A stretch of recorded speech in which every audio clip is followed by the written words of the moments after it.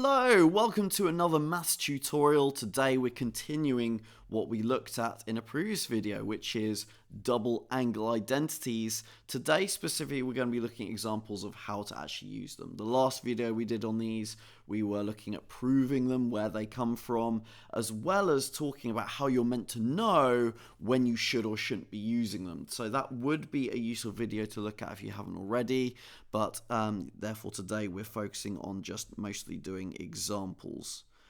So with that said, let's kick off by first reminding you what the double angle identities are. They're appearing on screen right now, and also I should remind you that you need to remember these off by heart because they're not in the formula booklet. That's both because of a speed thing. It's quicker if you can just instantly quote them rather than having to derive them from scratch every single time, but also, as you'll see in some of these examples, it's also important you know them off by heart due to being able to recognize when you can use them. So with that said, let's look at the first example. The first example will be a classic situation where you're having to use these identities to prove other trig identities, a prove that trig identity question. Therefore, a reminder, the structure for these problems is always, although you got a thing that's equal, in reality that equal is a triple equals, which means equivalent, and that means we treat it a bit differently. That means what we're going to be doing is we're going to be starting on one side, just repeatedly doing stuff to that one side until we effectively end up on the other side as almost the answer, if you will. So we're not going to treat it like an equation where we're working on both sides at the same time. And then the other aspect is, how am I meant to know this is a double angle identity question? Well, okay, yes, you can see there's a sine 2x in there, but crucially, there are some things that aren't double angle identities in there. But anyway, as I said, we did another video where we looked at more detail as to when you are or aren't meant to be using them. But yeah, the clue is it was sine 2x, now it's cos 2x. Something magically has changed that, as well as getting rid of all the things with x in. So actually, I'll tell you what, that will be the first thing I do. I replace the sine 2x with 2 sine x cos x, and then of course we're timesing that by cos of x, and still dividing it by sine of x, and taking away 2 sine squared x. In reality, if I'm setting this out properly, what I really should have had before that is a line where I'm writing out just the left-hand side of the identity and then saying this is equivalent to what I've then got here. Okay, once I've done that, of course, you can hopefully see that I'm going to be able to combine the causes, and then also the sines in the fraction are going to cancel out. So you're going to be left with 2 cos squared x minus 2 sine squared x. And then wait a minute, this is why it's helpful to know your identities. Cos squared x minus sine squared x we should be recognizing as another double angle identity, and therefore if we factorize 2 out of both those terms, it's then a lot more clear that it is just directly the identity we've seen before. So that is why it's 2 cos 2x. And therefore, the identity that we needed to prove has been proven. So doing my conclusion, the super safe conclusion is just to rewrite the original identity out again to sort of confirm it. Can sometimes get away with a more minimal conclusion than that on these questions. Cool. Right then, that's the first question done. Second question, we'll look at how double angle identities can be used to solve an equation. So we've got this equation and we've got the interval that we need to solve it in. And also, of course, that interval is giving us the hint we need to be talking about degrees rather than radians. So first of all, do make sure your calculator is in the correct mode. Now, there was a bit of a quandary because normally we look at what's inside the trig functions and use that to know if we've got to alter our interval or not, to see what it's talking about.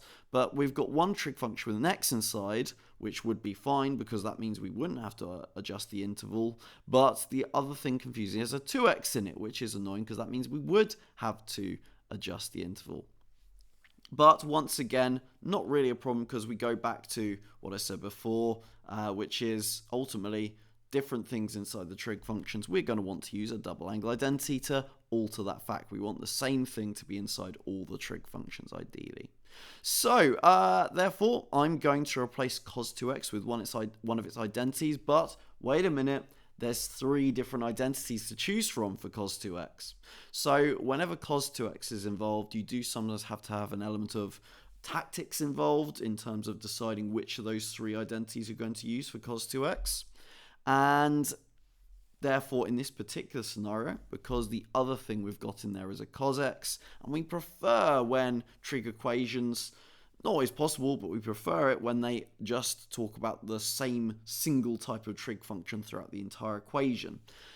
So therefore, ideally, we'd be able to write cos2x purely in terms of cos-x, and good news, we can, because there's the identity 2 cos squared x minus 1 is equivalent to cos 2x.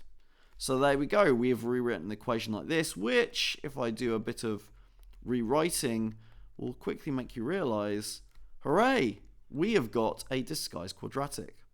So therefore, you can choose to solve that disguised quadratic in whatever way you want. This one happens to factorize very nicely, so that's what I'm going to do, because that'll be the quicker way of solving it.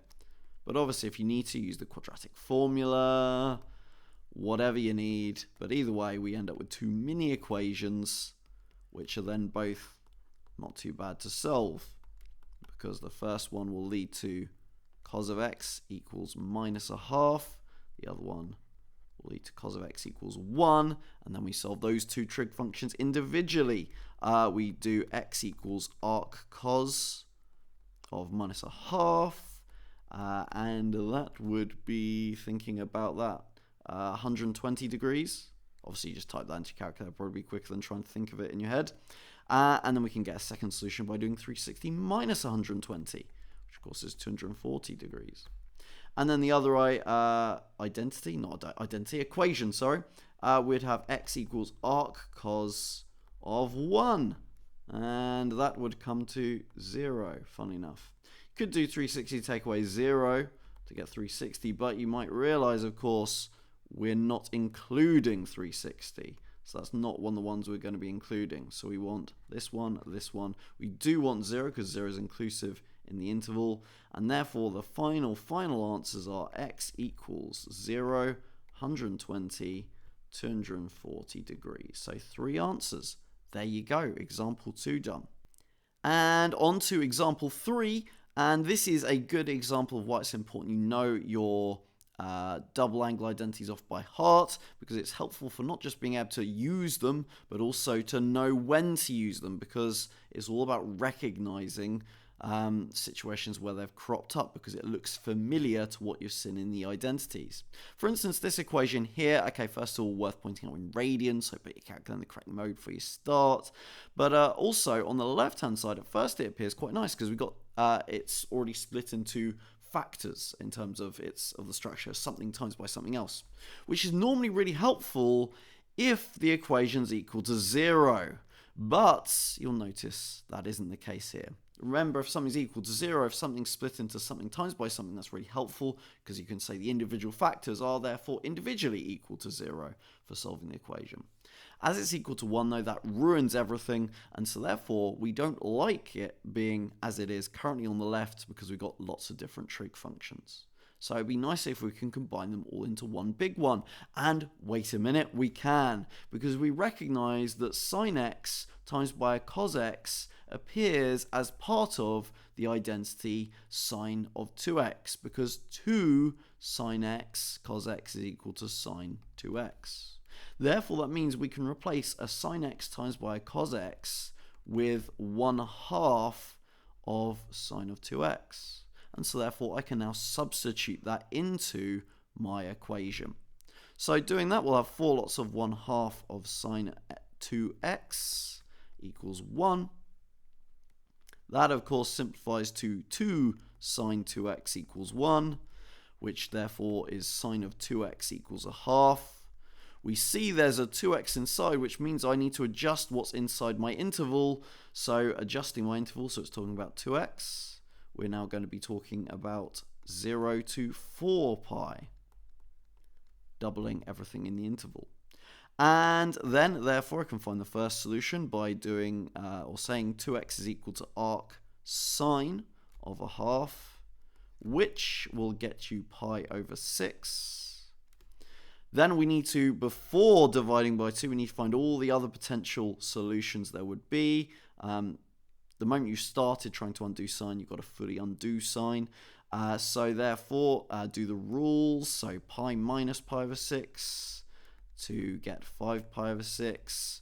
Realizing there's a lot more room for extra solutions, so we're also going to try doing pi over 6 plus 2 pi and 5 pi over 6 plus 2 pi.